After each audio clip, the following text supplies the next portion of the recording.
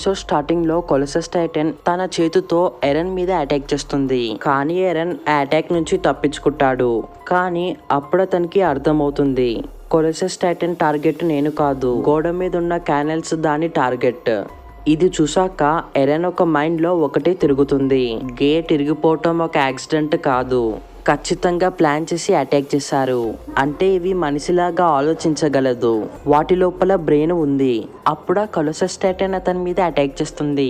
కానీ ఎరెన్ తప్పించుకొని దాని మెడ దగ్గరికి వెళ్తాడు. అలానే తన మనసులో అంటాడు, కేవలం ఇది మాత్రమే గోడల్ని పలగొట్టగలదు, ఇదే కరెక్ట్ ఛాన్స్, దీన్ని ఇక్కడనే చంపేద్దాం. అప్పుడు ఎరెన్ దాని మీద అటాక్ చేయబోతున్నాడు. కానీ అప్పుడే కొలసస్ టైటన్ దాని లోపల నుంచి గ్యాస్ రిలీజ్ చేస్తుంది. ఆ అటాక్ నుంచి ఎరెన్ కూడా చాలా కష్టంతో తప్పించుకుంటాడు. తర్వాత అతను దాని మీద అటాక్ చేయడానికి వెళ్ళినప్పుడు చూస్తాడు కొలసస్ టైటన్ మాయమైపోయింది. థామస్ ఎరెన్తో అంటాడు, అది ఎక్కడికి వెళ్ళిపోయింది? ఎరెన్ అంటాడు, అది మాయమైపోయింది, సేమ్ 5 years కిందట ఎలా జరిగిందో అలానే.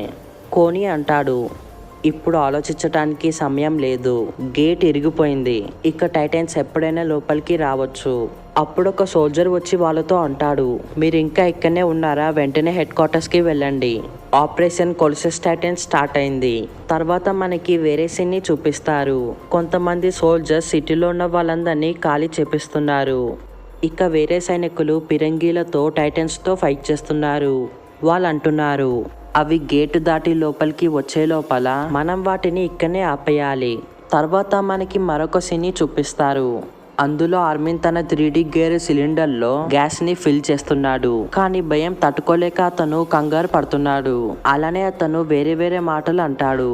అసలు మనం ఈ ప్రాబ్లం నుంచి ఎలా తప్పించుకుంటాం? మన దగ్గర 8 meters ఉన్న హోల్ ని సీల్ చేయడానికి ఎలాంటి దారి లేదు. మనకి దగ్గరలో ఉన్న పెద్ద బండరాయిని కూడా తీయటానికి ఎలాంటి దారి లేదు. మనం ఆ టైటన్స్ తో ఫైట్ చేసి గెలవలేము. వాటికి ఎప్పటి నుంచో మనుషుల్ని డిస్ట్రాయ్ చేసేంత పవర్ ఉంది. ఇది విన్న తర్వాత ఎరెన్ ఏదో విధంగా అతన్ని శాంతపరచటానికి ట్రై చేస్తాడు. తర్వాత మనకి మరొక సీన్ చూపిస్తారు. అందులో ఒక రాజు ఇంకా కమాండర్ పిక్సిస్ చెస్ ఆడుతున్నారు. ఆ రాజు అంటాడు, నువ్వెంతసేపటి నుంచి నాతో ఆడుతున్నావు? నీకు అసలు తెలివి లేదు పిక్సిస్.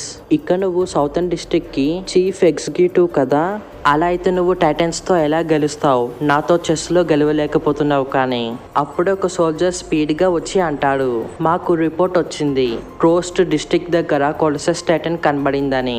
అలానే గేట్ ఇరిగిపోయింది. ఇది విని రాజు భయపడతాడు. కానీ కమాండర్ పిక్సిస్ ఒక వైన్ బాటిల్ తీసుకొని వెళ్తాడు.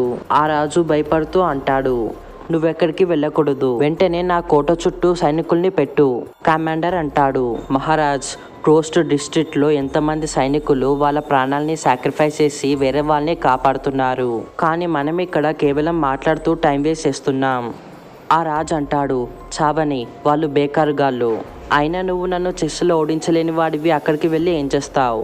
అప్పుడు ఒక సోల్జర్ రాజుతో అంటాడు, క్షమించండి, కానీ ఇది అసలైన యుద్ధం. అక్కడ కమాండర్ పిక్సిస్ కావాలని చెప్పి ఓడిపోడు. ఇక కమాండర్ పిక్సిస్ అక్కడికెళ్ళి వెళ్ళిపోతాడు. అప్పుడు ఆ రాజు భయపడుతూ అతని పేరే చెప్తూ ఉంటాడు. తర్వాత మనకి మరొక సీన్ చూపిస్తారు. ఇక గ్రాడ్యుయేట్ అయిన వాళ్ళందరితో ఒక ఆఫీసర్ అంటాడు, వెంటనే మీ అందరూ మీ స్క్వాడ్ లోపలికి వెళ్ళండి. ఇక మీ పని ఏంటంటే టైటన్స్ ని ఆపి ఉంచాలి. ఎప్పటి వరకే అంటే సిటీ మొత్తం ఖాళీ అయ్యేంత వరకు. గెరిసన్ ఇన్సెప్షన్ స్క్వాడ్ వ్యాన్గార్డ్ సెక్షన్ కి వెళ్తారు. కానీ మాకు రిపోర్ట్ వచ్చింది, వాళ్ళందరూ చనిపోయారు. ఇది విని వాళ్ళు ఇంకా భయపడతారు. ఆ ఆఫీసర్ అంటాడు, ఇక ట్రైనింగ్ కార్ప్స్ అందరూ మిడిల్ సెక్షన్ కి వెళ్తారు. ఇక garrison elite squad rear guard section ని చూసుకుంటారు.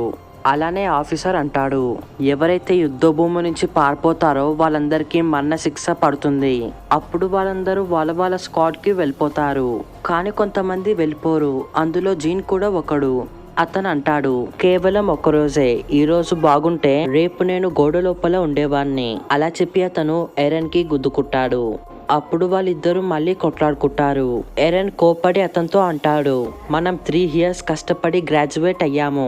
చాలా దెబ్బలు తిన్న తర్వాత, ఎన్ని మిషన్స్ చేసిన తర్వాత మనం ఇంకా బ్రతికే ఉన్నాం కదా. ఇక ఈసారి కూడా మనం ఈ ప్రాబ్లం నుంచి బయటికి వెళ్తాం. నువ్వు ఈ రోజు బ్రతికే ఉంటావు, రేపు గోడ వెనకాల ఉంటావు. అర్థమైందా? ఇది విన్న తర్వాత జీన్ కూడా తన మనసు మార్చుకొని వెళ్ళిపోతాడు. జీన్ వెళ్ళిపోయిన తర్వాత మికాసా ఎరెన్తో అంటుంది, సిచ్యువేషన్ మొత్తం మంచిగా అయ్యేంత వరకు నువ్వు నాతోనే ఉంటావు. అప్పుడు ఒక సోల్జర్ వచ్చి మికాసాతో అంటాడు, నిన్ను స్పెషల్ రేడ్ గార్డ్కి పంపమని అన్నారు, కానీ తను రాను అని చెప్పి రిక్వెస్ట్ చేస్తుంది. కానీ అప్పుడే ఎరెన్ వచ్చి తన తలకి కొట్టి అంటాడు, ఇది ఆడుకునే టైం కాదు, మొత్తం హ్యుమానిటీ ప్రమాదంలో ఉంది. తను ఎరెన్కి సారీ చెప్తుంది.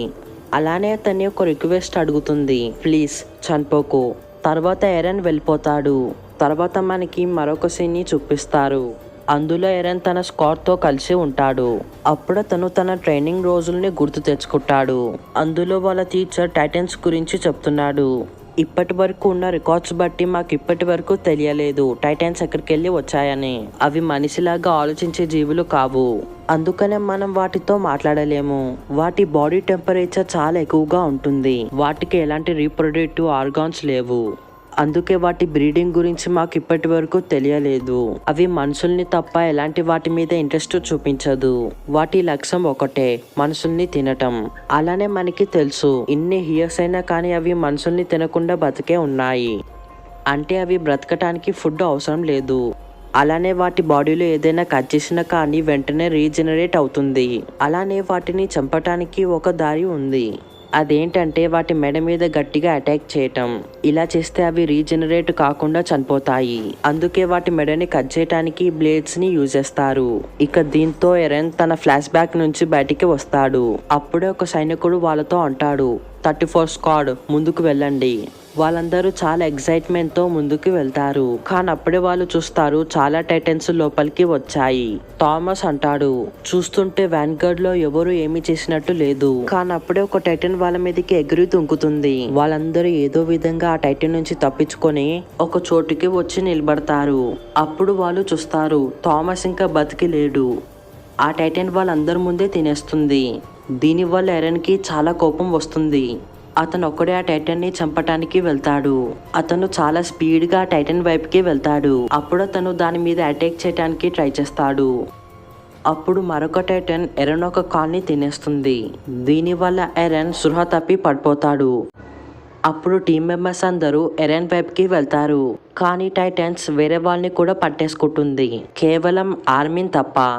అతని టీం మెంబర్స్ అందరినీ అతని కళ్ళ ముందే టైటన్స్ తినేస్తాయి. కానీ ఆర్మిన్ భయం తట్టుకోలేక కదలలేకపోతాడు. కానీ అప్పుడే ఒక టైటన్ వచ్చి ఆర్మిన్ని పట్టుకుంటుంది. అయినా ఆర్మిన్ కదలకుండా ఉంటాడు. అప్పుడు ఆ టైటన్ అతన్ని తినేస్తుంది. మరోవైపు ఎరెన్ కి మరొక ఫ్లాష్ బ్యాక్ గుర్తుకొస్తుంది. ఆ బుక్ ని గవర్నమెంట్ బ్యాన్ చేసింది. ఆ బుక్ లో బయట ప్రపంచం గురించి రాసుంది. వాళ్ళిద్దరు అనుకుంటారు బయట ప్రపంచానికి వెళ్లి ఓషన్ని చూడాలని. అప్పుడు ఎరెన్ వెళ్లి ఆర్మిన్ చేయిని పట్టుకుంటాడు. అప్పుడు ఎరెన్ తన బలాన్ని మొత్తం యూజ్ చేసి ఆర్మిని పట్టుకొని బయట లాగి పడేస్తాడు. తర్వాత ఎరెన్ అంటాడు, నేను ఇక్కడ చనిపోకూడదు, ఎందుకంటే నువ్వు నాకు బయట ప్రపంచం గురించి చెప్పావు. నేను నీతో కలిసి అక్కడికి వెళ్ళాలనుకుంటున్నాను. ఆర్మిన్ అంటాడు, ఎరెన్ వెంటనే అక్కడి నుంచి వెళ్ళు. కానీ అప్పుడే టైటన్ ఎరెన్ ని తినేస్తుంది. ఇక ఇది చూసి ఆర్మిన్ చాలా గట్టిగా అరుస్తాడు. ఇక అతని అరుపులు మికాసాకి కూడా వినపడుతుంది. సో ఈ వీడియోకి ఇంతే ఫ్రెండ్స్. ఒకవేళ మీకు ఈ వీడియో నచ్చితే లైక్ చేయండి, షేర్ చేయండి. అలానే కింద కామెంట్లో రాయండి. ఇక ఇలాంటి ఇంట్రెస్టింగ్ వీడియోస్ ని చూడటానికి ఛానల్ కి సబ్స్క్రైబ్ చేసి బెల్ ఐకాన్ ని క్లిక్ చేయటం మర్చిపోకండి. ఇక ఈ వీడియోని మీ ఫ్రెండ్స్ కి షేర్ చేయటం మర్చిపోకండి. నేను మళ్ళీ ఒక ఇంట్రెస్టింగ్ వీడియోతో మిమ్మల్ని కలుసుకుంటాను. ఇక మీ అందరికి thanks for watching. I need to kick the habit that my mind is breathing.